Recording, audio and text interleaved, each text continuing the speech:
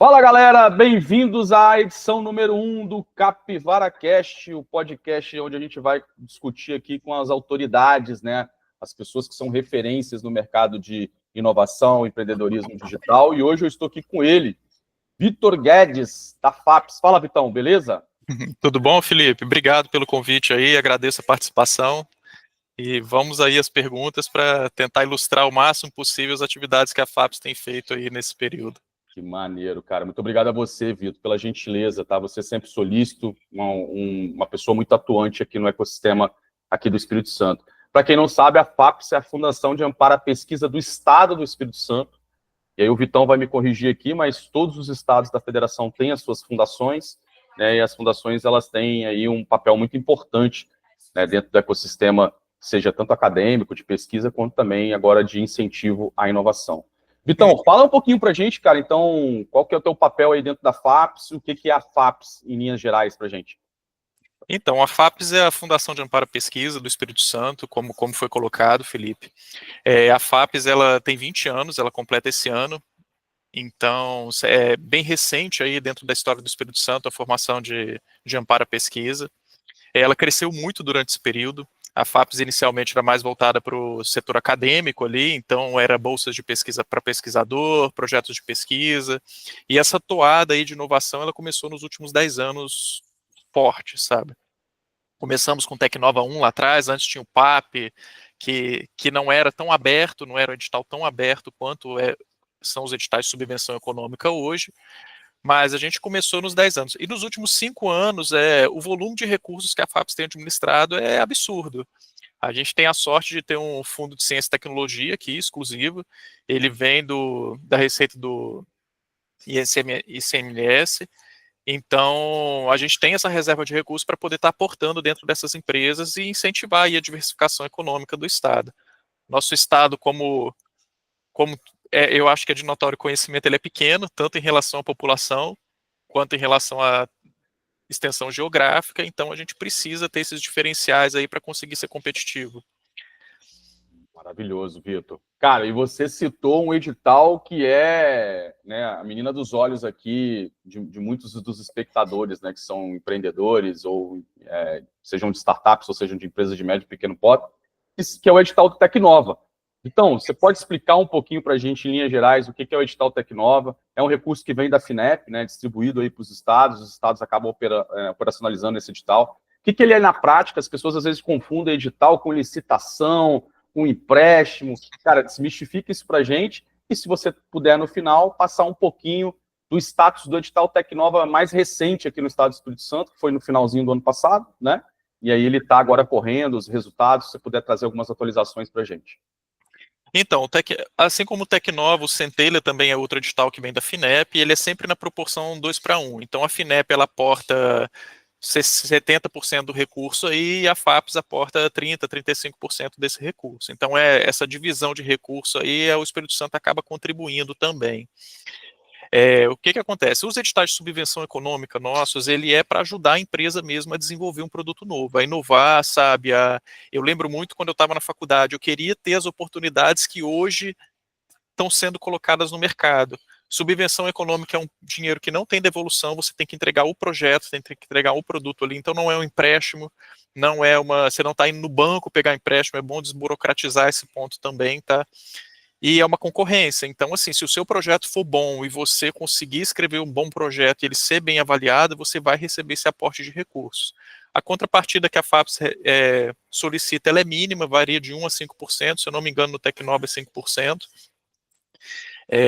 E esse Tecnova 3 aí, ele está oferecendo R$400 mil para você desenvolver o seu projeto inovador aqui no estado do Espírito Santo. Então é um valor significativo. A diferença desse Tecnova agora em relação aos últimos dois é que ele também tem um recurso reservado, além desses 400 mil, para aceleração. Então vai ter os leques de aceleradoras lá, se eu não me engano, são 11 que se cadastraram, para você escolher qual a aceleradora mais apropriada para o seu tipo de negócio. E é assim, a injeção na veia do empreendedorismo mesmo. E além disso, a gente tem 24 mil para internacionalização. Então, a internacionalização aí nesse edital ela é dividida em trilha básica e trilha avançada. Na trilha básica, você vai ter uma capacitação robusta. Hoje tem duas empresas que se cadastraram, tem a Findes aqui no estado e tem a Apex também a nível nacional. E caso essas duas empresas identifiquem que a sua empresa ela tem potencial para poder internacionalizar, aí entra a fase avançada aí da trilha, que ele vai te apresentar para novos negócios, vai tentar fazer essa conexão no cenário internacional. Intenção do edital é essa, apoiar projetos de inovação. Que pé que está? O edital estava previsto com aproximadamente 17 milhões de aporte, recurso FAPES e FINEP. A gente conseguiu, junto ao FUNSTEC, junto à Mobilização Capixaba pela Inovação, aportar mais praticamente 6 milhões, então a gente está com quase 25 milhões de edital, vão ser 51 propostas nesse edital. É o maior edital nosso até a chegada do NEC. O cronograma ele foi reajustado, tá? Algumas propostas depois da primeira fase do recurso de análise de mérito, o Conselho Científico Administrativo da FAPES entendeu que precisava de uma terceira avaliação, principalmente por divergência de notas, tá? A gente teve casos de avaliadores ali dentro do edital que deram uma nota muito baixa e outro deu uma nota muito alta. Esses casos específicos com divergência, a gente pediu uma terceira avaliação para ficar mais justo aí o processo seletivo. E a expectativa é que saia esse mês, tá, o resultado. Acho que eu falei pra caramba.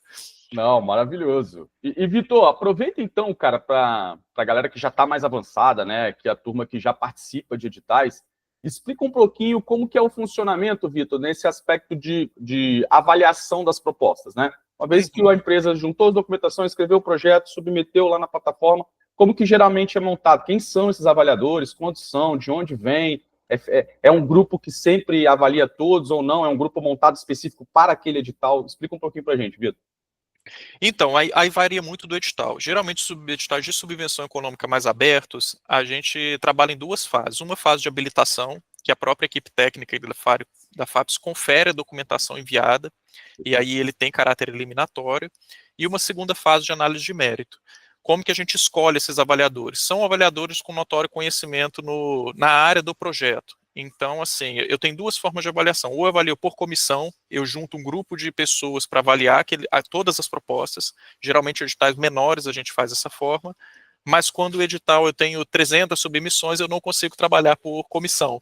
Então, eu pego o especialista da área daquele projeto e ele é o avaliador. Geralmente a gente tenta distribuir, pegar alguém da área de empreendedorismo e alguém da área do projeto, de fato. Vou dar um exemplo aqui, um projeto que trabalha com saneamento ambiental. Eu vou pegar um doutor em saneamento ambiental que tem experiência em empreendedorismo para avaliar aquele projeto, que tem uma noção vasta em relação às tecnologias ali envolvidas. A FAPES toma esse cuidado, ela tem um banco de avaliadores gigante, principalmente porque ela vem da academia, né? Então praticamente todos os pesquisadores são cadastrados. Ponto importante. Atualmente a gente só pega avaliador de fora do Espírito Santo, tá? Justamente porque o nosso estado é pequeno e para evitar qualquer tipo de viés, não que aconteça, mas a suspeita fica ruim para a FAPES, entendeu? Por mais que o avaliador tenha total credibilidade, seja extremamente isento. Então, atualmente, a gente só pega avaliador ad hoc de fora. A gente só trabalha com comissão interna, com avaliadores daqui do estado, quando é por comissão, que aí a gente calibra a comissão inteira, explica, e todo mundo avalia ali de forma calibrada. Sensacional, Vitor. Cara, tá, olha aí, pessoal, ponto importante aí, tudo que o Vitor trouxe, né, e desmistifica um pouco aqui, né, as dúvidas do pessoal. Ô, Vitor, as pessoas também têm muita dúvida, né, empresas que já participaram do Tecnova. Fui aprovado num Tecnova, né, de anos atrás. Posso participar de um novo Tecnova, desde que eu tenha cumprido, né, fui aprovado, entreguei o projeto, prestei prestação de contas, estou dizendo, posso participar de um novo edital? Também é uma dúvida recorrente da turma. Pode participar. A FAPES, ela, assim, 99% das vezes, ela não coloca essa limitação, tá? Até porque a trilha da inovação ali dentro da empresa, ela passa por várias fases. Então, o projeto que ele está no Centelha, na fase de ideação, quando ele chega no Tecnova, ele está mais maduro e ele precisa de um apoio ali também, para ele não morrer, para a empresa não morrer, né? Então, essa submissão já teve casos aqui, não são muitas empresas que conseguem repetir editais aqui nossos, mas já teve empresas que conseguiu já 1,5 milhão só com recurso da FAPES de subvenção, sabe? Então, assim, esse é o ponto. Esses editais também têm um critério interessante nos últimos anos, né, Vitor, que tem também atraído empresas de fora do estado e que acabam, né, uma vez, né, conseguindo conquistar aí o edital, acabam se alocando aqui dentro e trazendo mais diversidade ao ecossistema local. Vitor, para a gente chegar aqui ao nosso final aqui, cara, fala para a gente o que vem aí, né? Fala um pouquinho do edital que está aberto, primeiro edital de fluxo contínuo, Nova Economia Capixaba, para quem quer esse edital. E, cara, e o que vem, aquilo que você puder falar, obviamente, aqui para a gente, o que está aí já no horizonte para daqui até o final do ano? Perfeito. Só puxando esse gancho, Felipe, que você conversou agora, o Espírito Santo, a intenção dele é essa mesmo, tá? É trazer CNPJ para cá, gerar imposto, gerar emprego. A contrapartida que o Estado tem é nesse sentido. A gente quer que as empresas trabalhem no Espírito Santo. Inclusive esse edital da Nova Economia Capixaba, que é para empresas que faturam mais de 360 mil. Então, o que acontecia nesse edital específico? Por que esse edital foi colocado aí? Porque as empresas elas tinham uma ideia no Espírito Santo, desenvolviam aqui no Espírito Santo, mas tinham a ideia, mas aí levava o projeto para ser executado fora. Aí a gente não tinha ninguém aqui do estado trabalhando no projeto, grandes empresas, muitas delas faziam isso. Então o que a gente quer? Olha, a gente vai subvencionar, mas o projeto tem que ser desenvolvido aqui no estado. A gente quer crescer esse know-how aí do Espírito Santo. Editais previstos para quê? A gente está pensando em lançar um edital de apoio a ambientes promotores de inovação, tá, privados. A gente hoje apoia 25 incubadoras aqui no estado, espalhado pelo estado todo. A gente também quer apoiar esses ambientes promotores. Isso até o primeiro semestre do ano que vem. Estamos prevendo também o lançamento do edital do cluster de inovação. Esse edital do cluster, a gente teve uma primeira versão piloto dele.